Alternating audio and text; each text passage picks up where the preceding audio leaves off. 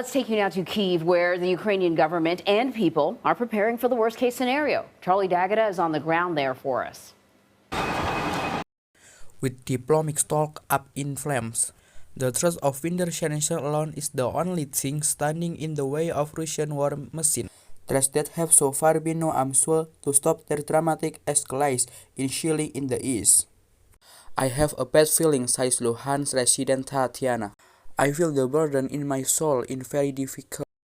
It's about to get more difficult with Russian lawmakers, giving Vladimir Putin to go ahead to use military forces side his country to Gulf are off.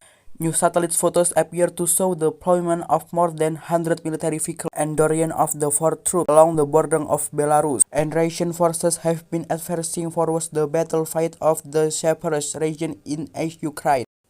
At least Putin can no longer hide behind Russian wicked rebels.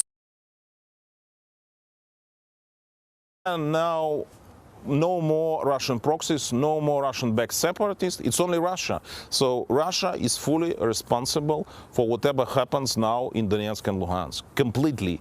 No any proxies who Putin can point to and said, it's not me, no Russian troops. Ukrainian President Vladimir Zelensky has called on reservists to get ready to fight. Ukraine is a peaceful nation, he said. We won't come. But if we keep silent now, we will be extinct tomorrow. Which makes two works here at the tank factory.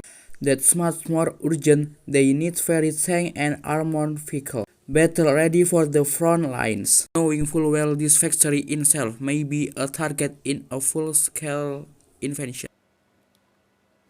We've learned that the Russian government ordered the evacuation of all its embassy staff here in the capital overnight, and there are reports that some staffers were seen destroying documents on their way out. Anne-Marie and Vlad? Wow. So, Charlie, what other measures is Ukraine's government talking about in preparation for possible conflict? Well, I know you mentioned the state of emergency, so let's try to clarify what's going on there. So this is something put together by the Security Council. It's a proposal at the moment. It needs to be ratified by Parliament. It is likely to happen. We have to point out this isn't martial law. What this will mean is some sort of vehicle checks, identification checks, shoring up some of the borders, most importantly and significantly the border with Belarus, which really is relatively unguarded. It will mean no strikes, no large gatherings, no protests. It's not martial law. There will not be a curfew. As I said, vehicle checks, checkpoints might be popping up around the capital. Now, this is really important. It does not include the Donbass region, the separatist breakaway regions, Donetsk and Luhansk, which are obviously being contested. They don't want to suggest that martial law is about to break out in those areas, nor do they want to suggest that there'll be enhanced policing in those regions, anything to provoke a Russian response.